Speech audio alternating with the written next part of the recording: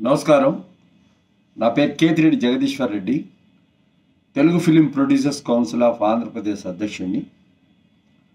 నేడు చలచిత్ర రంగంలో జరుగుతున్న సమ్మె వివాదం మీద గురించి ఈ వీడియోలో మాట్లాడుతున్నాను.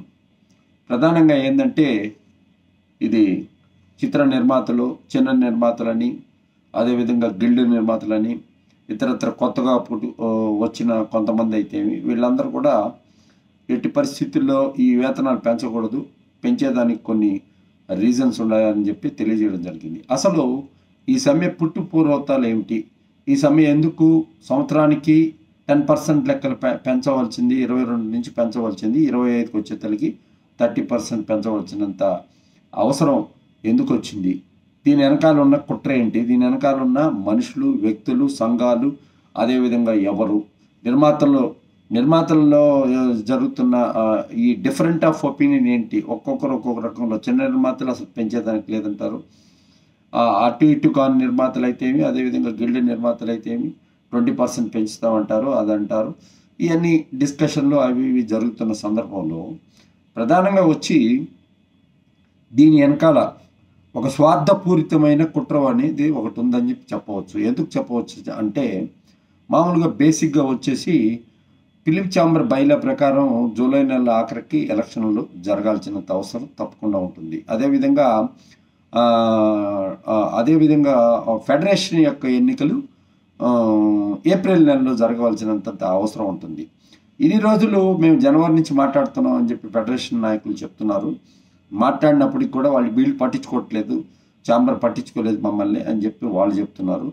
ఎవరు పట్టించుకున్నారు, ఎవరు పట్టించుకోలేదు అన్న నేపథ్యం కంటే దీని వెనకాల ఏంటంటే, ఇటీవల చలనచిత్ర పరిశ్రమలోని నిర్మాతలందరూ ధ్వజమెత్తి ఎన్నికలు జరిపించాలి, ఎన్నికలు జరిపించేదానికి సిద్ధంగా లేరు, ఇంకో సంవత్సరం రోజులు మేము కంటిన్యూ అవుతాం అని చెప్పి ఏదో ఒక ఈసీ మీటింగ్లో చెప్పడం జరిగింది. కాబట్టి వీళ్ళందరూ అన్ని రకాలుగా దానికి ఉద్యమం టైప్లో చేసి అంతా కూడా గలం ఇప్పడం జరిగింది. అదేవిధంగా గలం ఇప్పేటప్పుడు ఏంటంటే, ఈ అందరు వ్యక్తులు ఎవరైతే ఈరోజు సమ్మెకు పిలుపు ఇచ్చిన వల్లభనేని అనిల్ అయితేమి, ఇతరత్ర అందరు వ్యక్తులు కూడా వీళ్ళకి అనుసంధానంలో ఉంటారనమాట. ఫిలిం ఛాంబర్కి, ఇప్పుడున్న కమిటీకి అనుసంధానంలో ఉంటారు.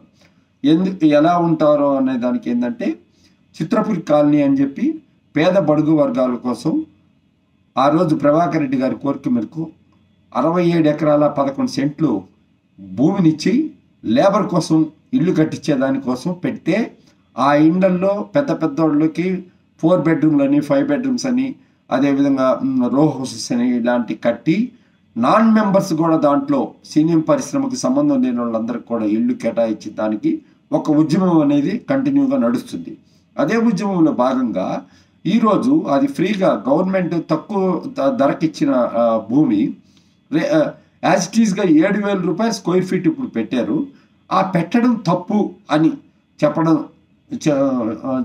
చెప్పడం జరుగుతుంది అందరు కూడా. ఎందుకు తప్పు అంటే, లాభాపేక్ష కోసం, లాభాల కోసం చేసేది కాదు, పేద బడుగు వర్గాలకు నీడనిచ్చే ఉద్దేశంతో చేసేదే. కానీ దాని గురించి పబ్లిక్గా అడ్వర్టైజ్మెంట్ ఇవ్వడం, అన్ని అమ్మబడను, ఫ్లాట్లు అమ్మబడను, దానికి అమ్మబడను అని చెప్పేసి ఎక్కడ పెట్టినా కూడా అమెరికాకు కూడా పోయేసి అక్కడ కూడా అమ్మేదానికి ప్రయత్నించడం జరిగింది. దీని ఏంటంటే, ఈ బ్రోచర్ని ఈ ఫిలిం ఛాంబర్కి చెందిన కొంతమంది వ్యక్తులు, అదేవిధంగా ఈ వల్లభనేని అనిల్ వీళ్ళందరూ ఓపెన్ చేయడం జరిగింది. ఆ తర్వాత ఒక నిరసన అనేది రావడం జరిగింది. ఈ నిరసన రావడంతో అక్కడ పరిస్థితులు వేరే విధంగా అయిపోయినాయి. ఈ వల్లభనేని అనిల్ గురించి చెప్పాలంటే, అతని మీద దాదాపు 20-30 కేసుల వరకు ఉన్నాయి.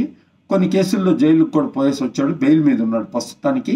ఎందుకు ఒక నేర ఆరోపణ ఉన్న వ్యక్తి ఈ ఫిలిం ఫెడరేషన్ అడ్డం పెట్టుకొని ఈరోజు తను కంటిన్యూ అయ్యేదానికోసం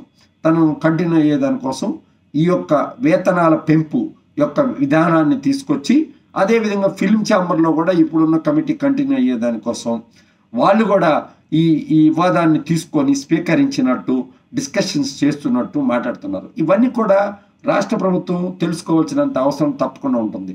ఎందుకుంటుంది, మీరు నిజంగా కానీ చలనచిత్ర పరిశ్రమ పట్ల చిత్తశుద్ధి ఉన్నోళ్ళైతే మీరు ఇక్కడ మాట్లాడుతూ ఇక్కడ ప్రభుత్వంలో జరుగుతున్న సమ్మెకి అక్కడ పోయి ఆంధ్రప్రదేశ్లో ఉన్న ప్రభుత్వాన్ని మాకే భూములు కేటాయించండి, మేము ఇక్కడ ఇన్ఫ్రాస్ట్రక్చర్ అవన్నీ డెవలప్ చేస్తామా అని చెప్పి చెప్పడం జరిగింది. 12 సంవత్సరాలుగా అక్కడ ఆంధ్రప్రదేశ్ ప్రభుత్వంలో ఉన్నప్పటికీ కూడా ఏ ఒక్కరు కూడా ఆంధ్రప్రదేశ్ ప్రభుత్వానికి పోయిన దాఖలాలు లేవు. ఎవరు కూడా ఎక్కడ కూడా పోయిన దాఖలాలు లేవు. వీరి ఆస్తులు అన్ని అంతస్తులు అన్నీ ఇక్కడే ఉన్నాయి. కాబట్టి ఇదే రకమైన ఇప్పుడు ఏదో కొంతమంది కొత్త వాళ్ళు తెలియని వాళ్ళు పోయి అక్కడ ఇన్ఫ్రాస్ట్రక్చర్ని డెవలప్ చేస్తాము అని చెప్పి కోరడం జరిగిందనమాట. కాకపోతే తప్పకుండా దీనిపైన ఏంటంటే వర్కర్స్లో ఒక వర్గం, 2 వర్గాలు, 3 వర్గాలు అని ఏ నిర్మాతకి ఉండదు. ఎందుకు ఉండదు అంటే 10 మందికే పెంచుతాము, 3కి పెంచము, అది ఇది అని అంటే దాన్ని కూర్చొని మాట్లాడుకోవాల్సినంత అవసరం ఖచ్చితంగా ఉంది. కూర్చొని మాట్లాడితే పిడివాదంగా మాట్లాడడం, ఇదే మేము చెప్పిందే వేదం అని అంటే మాత్రం ఇది నిర్మాతల్ని, అంటే ఇది ఫ్యామిలీ సంబంధం ఉన్న అందరూ ఒక ఫ్యామిలీ లాగా ఉంటారు. అన్నిటి గురించి కూడా మాట్లాడాల్సినంత అవసరం ఉంటుంది. కాల్షీట్ గురించి మాట్లాడాల్సినంత అవసరం ఉంటుంది. వర్కర్లు ఎంతమంది ఉండాలని మాట్లాడాల్సి ఉంటుంది. హీరోలకు సంబంధించిన వ్యక్తులను కూడా నిరోధించవలసినంత అవసరం ఫెడరేషన్కి, ఛాంబర్కి ఉంటుంది. ఈ అన్ని పరిగణలోకి తీసుకోవాలి. ఒకసారి బ్రేక్ వచ్చింది కాబట్టి అన్ని సమస్యలు మీరు విని వాటిలన్నిటిని పరిశీలించి తప్పకుండా ఆ మార్గంలో నడుచుకుంటారని చెప్పి నడవాలని చెప్పి అందుకు చైతన్యనిచ్చేదానికి ఎప్పుడు గలం ఇప్పే మాలాంటి నిర్మాతలు ముందుకుంటామని చెప్పేసి చెప్తున్నాను.